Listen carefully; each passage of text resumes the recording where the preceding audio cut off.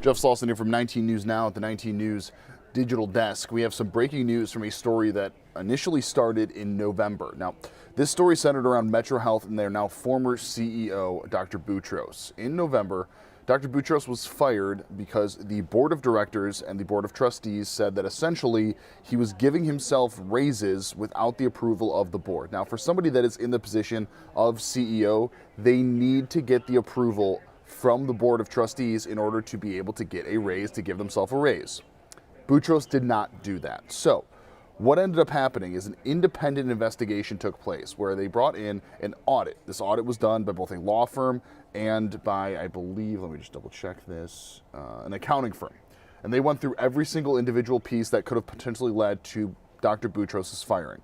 What they uncovered is that, at least according to this audit, Dr. Boutros made himself an eligible employee to become eligible for a bonus without board approval. The board has sole authority to evaluate and approve bonuses for the CEO. In addition to that, they also said that he performed self-evaluations of his own achievements and calculated his own supplemental bonuses based off of his own evaluation. So essentially what he did is, when normally you would go to somebody else to evaluate your work, for the CEO, it's the board, he went to himself, decided that he did good enough work to be able to get a bonus. They also say that he failed to disclose the bonuses to the board, and that he also failed to inform any other party. This is really important because we spoke with Dr. Boutros in November, and he said to us that he did nothing wrong. He told us that this was essentially a hit job from them. They were trying to defame him, and that in part, what he did was within the legal rules. I do want to play this interview for you from this time that we spoke with Dr. Boutros. Again, this is in November. We reached out to his lawyers to try and get a comment today. We have not heard back yet. We also reached out to MetroHealth to see if there's anything else they wanted to add. They did not get back to us as well. But I do want to play again for you this conversation with Dr. Boutros that took place in November, coming now the day of the fact that an audit is showing that he did not do what he said he did. A lot happening over the past couple of days here. Just to begin, your response to MetroHealth saying that they terminated you as a result of $1.9 million in self-authorized bonuses. Yeah, your response to that. It's just a complete fallacy. The bonus is what authorized. Every board resolution states, authorizes me to take all the actions to pay eligible employees. It's available for all the public to see, and I just don't understand what the rationale for this is. When they released that statement, they said that the board at least said that the findings of an investigation came to on Saturday, and then the vote ultimately coming yesterday. Were you aware of a possible investigation that was going on? And if so, did you feel that this step would be coming? No, not at all. I was aware of the investigation. As a matter of fact, on November 9th, I attended the board meeting, requested that they conduct this investigation in public. I requested a public hearing. I requested them to interview me, and I requested for this to be a public session. I have nothing to hide. They denied that request, went into a secret executive session, conducted the investigation without ever interviewing me or giving me an opportunity to answer their questions. Why did you want that public session? Because I have nothing to hide. Did you feel as though that would help to give more clarity to the situation? Not only would it give clarity, it would answer questions for the board of trustees. And we are a public hospital. We have a duty to conduct these meetings in public. And I've asked for that so that it could be everything could be, all light can be shed on the situation. And I can present them with their own resolutions to show them that they authorize this, not only for me, but for 180 other employees every year. So these bonuses, they were authorized. They went through all of the proper channels that they needed to go through.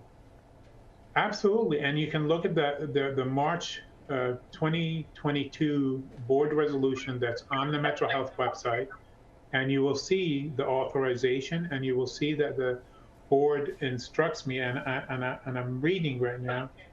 The president and chief executive officer or his designee are hereby authorized to take necessary actions consistent with this resolution. And that resolution is about paying performance-based incentive compensation and one-time recognition and supplemental incentives shall be distributed to eligible employees. I was an eligible employee. I was a part of the plan. The idea that I wasn't only got changed 2 weeks ago, excuse me, last week, when they now say the CEO is different than the rest of the organization. So that is the key there. That is the point that I wanted to get to, where he says, I am an eligible employee. I was an eligible employee. I deserved to get the bonus. Now, that's not necessarily false. He is an eligible employee to get a bonus. The problem is that they had the specification that in order to get the bonus, you had to be okayed by the board. Because he is the CEO, he is at the top level. So the only person that could evaluate his success, evaluate his job success, and be able to effectively tell him if what he did was correct is the board. So they could give him a bonus because the CEO gives a bonus to everybody else. The CEO then needs to get a bonus from somebody else. They cannot give it to themselves. That's what he did. He gave it to himself, and that's what the board says. So that is why what he did was wrong. That is why he ultimately got fired. On the flip side of this, MetroHealth also unveiled some steps that will be taken in the future to clarify the bonus compensation rule, to make sure that is incredibly clear, which does point effectively to the fact that maybe it was a little bit hazy. So here's some of those ones. The MetroHealth CEO's annual compensation or bonus compensation must now be the subject of a separate Board of Trustees resolution and will be audited to assure compliance with the policies. Compensation consultants who have been hired by MetroHealth in the past to advise on rates of pay at peer health systems and compensation will then verify the pay and benefits rather than relying just on the board or the CEO alone. In addition to that, the board will receive active payroll data for all senior executives at least one time annually, and they also will create a standalone compensation committee to manage those policies for executive pay. Lastly, a national search is being done for a chief people officer whose duty will include supervising HR, providing real updates to the board, and issuing a compensation consultant to be able to negotiate the compensation that is needed for some of these things. Massive changes at MetroHealth. As we move forward on this, we are waiting to hear potentially from Dr. Boutros and anybody related to MetroHealth. Once we get an update and once we hear from them, we will provide that to you as soon as possible. This is something we're going to hit on here tonight on 19 News at 10 and 11, but of course we have 19 News at 7:30 taking place in about 15 minutes. We hope to see you there. For now, I'm Joe Sloss of 19 News. Have a great night. Much more tonight on 19 News.